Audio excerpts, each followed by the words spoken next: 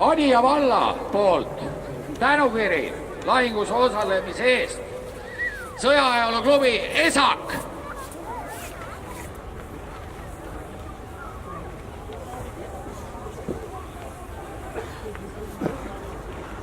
Mille lavastuse tunnistajaks ka jõustaisa oli. 1939. aastal rajas Eesti kaitsetööta avanud lasti vaenlase vägedega. Janek, võtaks teise kulla, et sul on natuke koorem on vali.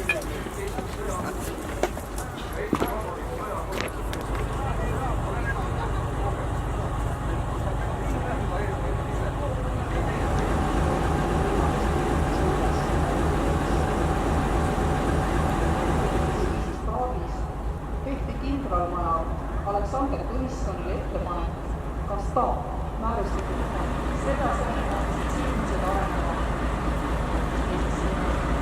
Siinsamas